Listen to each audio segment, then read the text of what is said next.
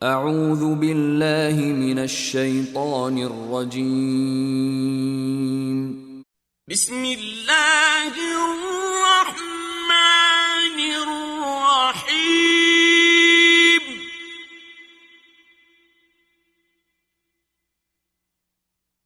ألم نشرح لك صدرك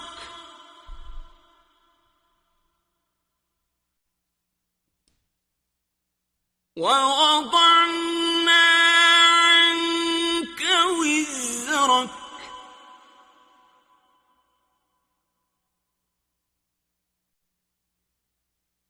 الذي أنقض ظهرك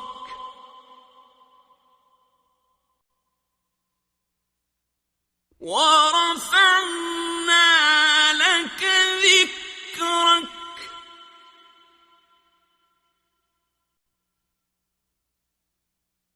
فإن مع العسر يسرا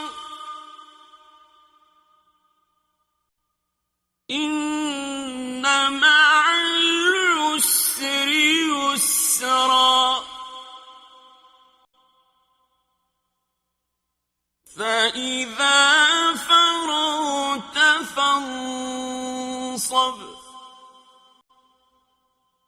وَإِلَىٰ رَبِّكَ فَارْغَب۔ تمہارے سینے میں اس قدر کشاد پیدا ہو گئی کہ جو مہم پہلے ناقابل تسخیر نظر آتی تھی اس کا سر کرنا ممکن دکھائی دینے لگا۔ تمہاری ہمت بلند اور حوصلے وسیع ہو گئے۔ پھر اس پروگرام کے ابتدائی مراحل میں سختی منزل اور تنہائی سفر کے احساس اور ذمہ داریوں کے بوجھ سے تمہاری کمر ٹوٹ رہی تھی۔ آہستہ آہستہ خدا نے تمہارے رفقا کی ایک جماعت پیدا کر دی اور اس طرح تمہارا وہ بوجھ بھی ہلکا ہو گیا۔ شروع میں کیفیت یہ تھی کہ کوئی شخص سنجیدگی سے تمہاری بات سننے کے لیے آمادہ نہیں ہوتا تھا اور ہر طرف سے طعن و تشنیع کی دلخراش آوازیں سہانے روح ہوتی تھیں۔ رفتہ رفتہ یہ کیفیت پیدا ہو گئی کہ تیرا نام بڑی عزت و تکریم سے لیا جانے لگا۔ تیرا چرچا دور دور تک پھیل گیا۔ تو شرف و مجد انسانیہ کی معراج کبریٰ تک پہنچ گیا۔ قرآن کا پیغام بلند سے بلند تر ہوتا گیا۔ مکہ کی زندگی میں ابتدائی مشکلات کے بعد ہجرت کا پروگرام سامنے آیا۔ اس سے ان مشکلات میں آسانیاں پیدا ہو گئیں جن کا سامنا مکی زندگی میں کرنا پڑا تھا۔